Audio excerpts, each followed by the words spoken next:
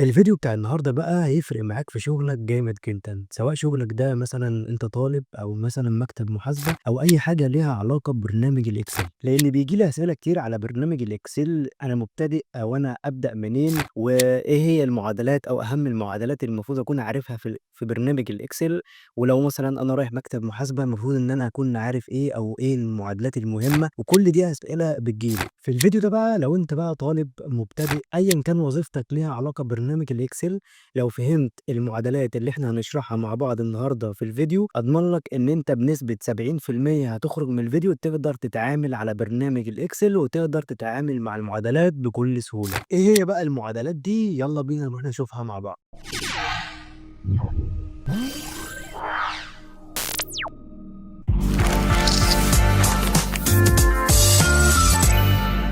أول معادلة معانا وهي معادلة sum. طبعًا معادلة sum دي هي اللي مسؤولة عن جمع القيم الرقمية أو عن جمع الأرقام اللي موجودة عندي في الجدول. طبعًا دي مش بتجمع نصوص، وليكن مثلًا أنا محتاج إن أنا أجمع العمود ده، هاجي كده هنا تحت العمود أو في المكان اللي أنا عايز أجمع فيه وأبدأ أقول له يساوي وأقول له sum أهي، هابدأ أختارها من هنا كده وأبدأ إن أنا أحدد العمود أو الحاجة اللي أنا عايز أجمعها بالشكل ده. هاقفل بقى القوس بتاعي وأقول له enter. هيبدأ يجيب لي إجمالي العمود كله زي ما إحنا شايفين. طب هل أنا بقى لو أنا عايز أجمع بقية الأعمدة هابدأ إن أنا أكتب sum واحدة واحدة؟ لأ، هاجي هنا كده عند النقطة الصغيرة دي وأسحب كده على الأعمدة اللي أنا عايز أجمعها وأسيب، هيبدأ يجمعها لي تلقائي زي ما إحنا شايفين قدامنا. دي بقى معادلة sum. نروح بقى لمعادلة sum if. نيجي كده عند الجدول ده، طبعًا معادلة sum if دي بتعتمد على الجمع الشرطي. يعني إيه؟ أول حاجة هاعملها هاجي هنا كده أكتب يساوي sum if وأبدأ أختار المعادلة بتاعتي من هنا كده،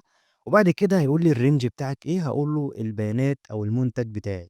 بعد كده هاعمل فاصلة زي ما إحنا شايفين، هيطلب مني الكرايتيريا. الكرايتيريا ده بقى الشرط اللي إحنا هنشتغل عليه. أنا هاقول له أنا عايز أجمع البيانات الخاصة بالكمبيوتر، هاقول له بقى هنا كده إيه quotation mark بالشكل ده، وآجي أكتب له كمبيوتر أهو، وبعد كده أقفل الquotation mark بتاعتي مرة تانية وأعمل فاصلة. هيطلب مني الsum range، هيقول لي أنت عايز تجمع إيه أو فين القيمة اللي أنت عايز تجمعها، هاقول له القيمة دي كلها أهو بالشكل ده، وأبدأ أقفل المعادلة بتاعتي أو أقفل القوس وأقول له enter. هيقول لي إجمالي القيم الخاصة بالكمبيوتر 15200 زي ما إحنا شايفين كده. هنا الكمبيوتر أهو، وأدي كمبيوتر تاني، وأدي التالت. إجمالي بقى المبيعات دي كلها أو إجمالي القيم دي 15200. دي معادلة sum if. نيجي بقى للمعادلة اللي بعد كده وهي product. وظيفة المعادلة دي إن هي بتضرب الأرقام، يعني أنا محتاج إني أضرب مثلًا الكمية في السعر يديني الناتج. إزاي هنعمل الموضوع ده؟ هاجي هنا كده عند القيمة وأبدأ إن أنا أقول له يساوي وأقول له product بالشكل ده. product أهي أول معادلة. بعد كده هيقول لي number 1 حدد لي الرقم الأولاني، هاقول له مثلًا الكمية، أعمل فاصلة، هيقول لي number 2 حدد لي الرقم التاني، هاقول له السعر، أقفل المعادلة بتاعتي وأقول له هيروح جايب لي القيمة على طول. طبعًا حبيت إن أنت تطبّق بقى على باقي الأرقام، اسحب كده المعادلة لتحت وسيب، هيبدأ يطبّق على باقي البيانات اللي عندك. المعادلة اللي معانا بعد كده وهي max. max دي أكبر قيمة موجودة عندي في البيانات. عندي بيانات زي كده ومحتاج إن أنا أطلّع أكبر درجة موجودة عندي في البيانات دي. هاجي كده هنا أكتب يساوي وأقول له max، وبعد كده هابدأ أحدد الجدول أو البيانات بتاعتي وأقول له enter.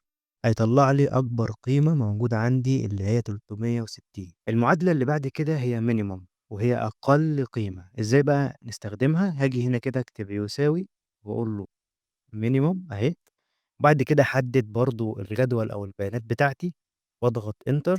هيبدأ يجيب لي أقل قيمة أو أقل رقم موجود عندي في البيانات. المعادلة اللي معانا بعد كده هي معادلة لين، وهي مسؤولة إنها تعد القيم اللي موجودة جوه الخلية سواء القيم دي حروف أو أرقام. تعالى كده اكتب يساوي وقول له LEN وابدأ حدد له الخلية وقول له enter.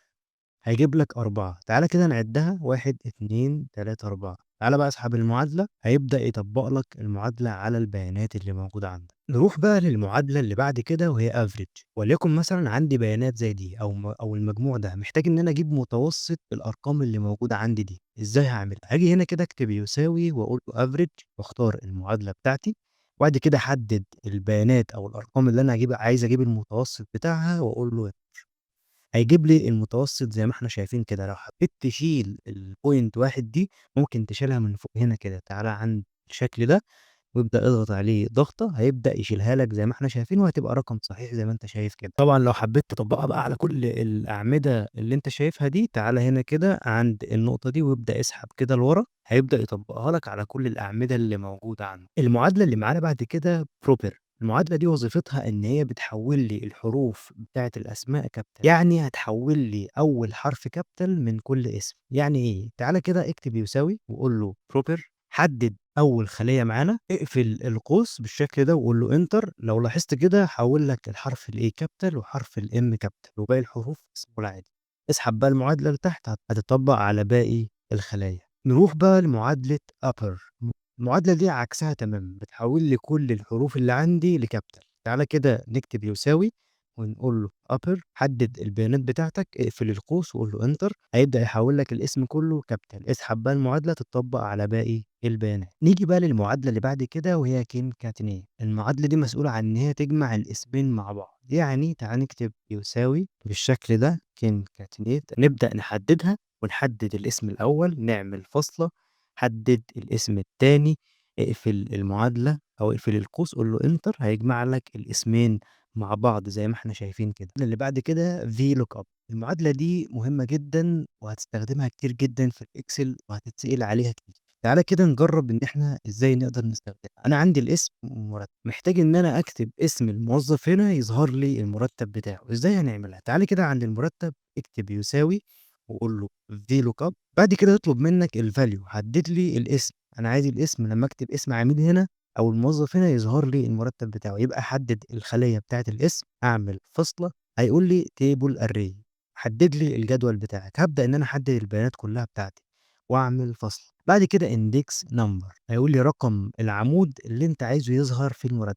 طبعًا المرتب عندي هنا 1، 2 يبقى رقم 2، أعمل فاصلة وأقول له 0، و0 دي يعني true، يعني أنا مش عايز أي حاجة تاني، وأقفل القوس بتاعي وأقول له enter. هاجي هنا بقى أكتب اسم أي موظف من الجدول بتاعي، وليكن هاكتب محمد وأقول له enter، هيبدأ يجيب لي المرتب بتاعه. أكتب مثلًا أحمد، يبدأ يجيب لي المرتب بتاعه. أكتب محمود، برضه يجيب لي المرتب بتاعه. المعادلة بتاعتنا اللي هي count F. أول حاجة محتاجين نفهمها اللي هي الrange والcriteria. الrange طبعًا اللي هو المكان اللي أنا هاحدده علشان أعِد البيانات بتاعتي، وليكن ده مثلًا القسم، ده اسمه range. أمّا الcriteria ده الأساس اللي بناءً هنعِد عليه البيانات بتاعتنا. هنفهم طبعًا كل الحاجات دي عملي دلوقتي. هنيجي كده عند الHR اللي تحت دي كده، ومحتاج إن أنا أطلّع عدد الموظفين في قسم الHR. أول حاجة نعملها إن إحنا نيجي نكتب يساوي بالشكل ده وهنقول له count F زي ما إحنا شايفين كده count F. هابدأ أحدد الrange بتاعي وهو القسم بالشكل ده. بعد كده هيطلب مني الكرايتيريا زي ما إحنا شايفين الكرايتيريا بتاعتنا. هاعمل فاصلة بالشكل ده، يطلب مني إيه الكرايتيريا، وبعد كده أضغط على الHR وبعد كده هاقول له enter. زي ما إحنا شايفين كده هو طلّع معايا 2 في قسم الHR. زي ما إحنا شايفين هنا في HR 300 وHR 700. طب محتاج بقى إن أنا أطبّق المعادلة دي على باقي الأقسام. هاجي كده أسحب من عند النقطة اللي تحت دي كده وأسحب لتحت. لو لاحظنا حاجة في كده خطأ حصل معايا في المعادلة زي ما إحنا شايفين قدامنا. طب ظهر معايا 1، مع إن أنا موجود معايا إيه، محاسب منه مرتين، وعندي برضه المبرمج موجود مرتين. طب هاحل المشكلة دي إزاي؟ أو إيه هي أصلًا المشكلة دي؟ لو جيت كده بقى إن أنت حددت هنا كده وقفنا، هنبُص نلاحظ هنا كده إيه، إن المعادلة هنا مضبوطة. طب هي مش مضبوطة ليه تحت؟ لو جيت وقفت برضه هنا وقفت عند المعادلة من فوق، هتلاحظ إن المعادلة اتحركت معاك أو الrange اللي إحنا حددناه اتحرك معاك. طب وده ليه؟ يعني حل المشكلة دي إيه؟ محتاج بقى إن أنا أثبِّت المعادلة معايا علشان ما يتحركش معايا لمّا آجي إن أنا أسحب المعادلة لتحت، ما يتحركش معايا بالطريقة دي. طب هنمسح بقى المعادلة بتاعتنا، نيجي نمسح كده كل البيانات دي ونكتب المعادلة معانا يساوي ونقول له count F كده بالشكل ده كده count F. وبعد كده هاحدد الrange بتاعي، وقبل ما أعمل أي حاجة هاضغط على F4. لمّا ضغطت على F4 جاب لي علامة الدولار زي ما إحنا شايفين قدامنا. طب إمتى بقى تثبِّت أصلًا البيانات بتاعتك؟ أي حاجة فيها range أو تحديد خلايا معاك أو صفوف بتثبّتها علشان ما تتحركش معاك ويحصل معاك مشاكل. بعد كده هاعمل الفصل عادي جدًا، وهاجي بقى عند الخطوة اللي بعد كده الكريتيريا اللي هي الHR اللي إحنا قُلنا عليها ده الشرط. هاحدد الشرط بتاعي اللي هو الHR وبعد كده هاقول له enter واسحب بقى المعادلة بتاعتي واشوف المشكلة اتحلت والّا لأ. زي ما إحنا شايفين كده المشكلة اتحلت معايا أهو، جاب لي كل حاجة موجودة منها 2. يبقى كده فهمنا إن معادلة COUNTIF هي معادلة العد بشرط واحد في الإكسل. نروح بقى على معادلة COUNTIFs. طبعًا COUNTIFs دي تقدر تستخدم فيها أكتر من شرط. زي ما إحنا شايفين كده دي المعادلة مثلًا count ifs تقدر تستخدم فيها أكتر من شرط، عكس count if إنك أنت بتستخدم فيها شرط واحد. بمعنى إيه أكتر من شرط؟ يعني مثلًا أنا عندي القسم أقدر إن أنا أحدد القسم بتاعي وأروح مثلًا عند الHR وأقدر إن أنا أحدد الموقع وأروح مثلًا أحدد على الموقع تحت، وأقدر إن أنا أحدد الراتب وأحدد على الراتب تحت. كده تقدر تستخدم فيها أكتر من شرط. لو جينا بقى كده عند مثلًا الHR، لو جينا بقى إن إحنا نستخدم المعادلة بتاعتنا، لو جيت قُلت لك إن أنا محتاج مثلًا أعرف كام موظف في القسم بتاع الحسابات، بس أنا بابحث في الجيزة فقط، يعني أنا عايز المعادلة تظهر لي اللي في الجيزة فقط، هاعمل إيه؟ آجي كده طبعًا آخد الجيزة دي كده أحطها في خلية أو في خانة برّه، هنحتاجها هاقول لك ليه دلوقتي. هنيجي بقى نكتب هنا يساوي بالشكل ده ونقول له count ifs زي ما إحنا شايفين count ifs أهي. أول حاجة بيقول لِك criteria range الrange الأولاني، طبعًا هتختار سواء القسم أو الموقع في الأول مش هتفرق معاك، نحدد القسم بتاعنا وهنبدأ إن إحنا نثبت زي ما اتعودنا كده بF4، بعد كده هنعمل فاصلة وهنيجي إن إحنا نختار الشرط بتاعها، طبعًا إحنا اخترنا القسم يبقى هنختار الHR بالشكل ده، بعد كده هنعمل فاصلة، بعد كده هنيجي نختار الcriteria range بتاعنا اللي هو الموقع، هنيجي نختار الموقع ونثبته برضه بF4 وبعد كده هنعمل فاصلة ونحدد الموقع بتاعنا. أنا بابحث بناءً على محافظة الجيزة أهي، هنبدأ نختار محافظة الجيزة وبعد كده هنثبت دي وهنقفل القوس بتاعنا بالشكل ده، نقفل القوس ونقول له enter هيجيب لي 0، طبعًا هيجيب لي 0 لإن أنا بابحث في الجيزة، أنا محتاج عدد الموظفين اللي موجودين في الجيزة. آجي أسحب بقى بالشكل ده، هييجي يقول لي محاسب في 2 من المحاسبين موجودين في الجيزة. لو جينا كده بصينا عند الجيزة هنلاقي محاسب، والجيزة التانية هنلاقيها برضه محاسب. آخر حاجة محتاجين نعرفها في معادلة count ifs وهي إن أنا محتاج مثلًا إن أنا أعرف عدد الموظفين اللي مرتباتهم أكبر من 3000. هاجي كده أعمل خانة وأكتب فيها عدد الموظفين عشان نشرح فيها مثلًا عدد الموظفين بالشكل ده، وبعد كده مثلًا أضبطها أخليها مثلًا بنفس التنسيق ده كده، نبدأ إن إحنا إيه نضبطها ونبدأ نعمل المعادلة بتاعتنا. هاجي أكتب إيه بقى، أكتب يساوي أقول له count أقول له count ifs بالشكل ده، وأبدأ إن أنا أحدد رينج الراتب بتاعي، وبعد كده أعمل فاصلة وأعمل علامة تنصيص وأقول له أكبر من بالشكل ده، وأقفل علامة التنصيص بتاعتي وأقول له and اللي هي shift رقم 7. طبعًا علامة التنصيص بتتعمل من shift وحرف الطا بالشكل ده، بعد كده إيه نبدأ إن إحنا نكتب 3000 أهو، وأقفل القوس وأقول له enter هيجيب لي 6 زي ما إحنا شايفين، 1 1 2 3 4 5 6.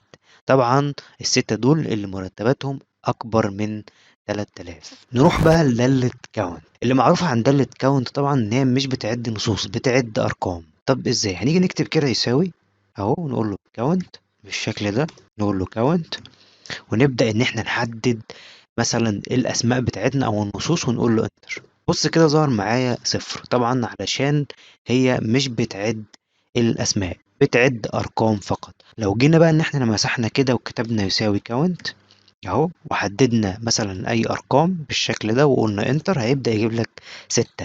معناها إيه بقى؟ طبعًا دي مش دالة جمع علشان يبدأ يجمع لك الأرقام، هي مش بتجمع الأرقام، هي بتعد الخلايا. لو جينا عدينا مثلًا هو جاب لي 6 هنا، جاب لي 1 2 3 4 5 6 جاب لي 6 خلايا. طبعًا مش بتجمع أرقام عشان هي مش دالة صم.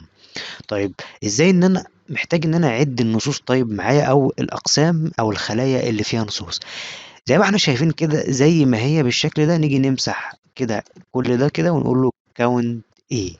لو ضغطت على count A وجيت إن أنت حددت القسم اللي فيه النصوص وقُلت له أوكي، هيبدأ يعِد لك القسم اللي فيه النصوص. وبس كده نكون وصلنا لنهاية الفيديو. مطلوب منك بقى إن أنت تبدأ تطبّق على المعادلات دي على شيت كده، هات بيانات وابدأ طبّق معادلة، معادلة علشان تفهم هي بتعمل إيه وبتشتغل إزاي وتفهم المعادلة ماشية إزاي. ولو استفدت بقى من الفيديو ما تنساش بقى تشترك في القناة وتفعّل الجرس وتعمل مشاركة للفيديو علشان الكل يستفاد. والسلام عليكم.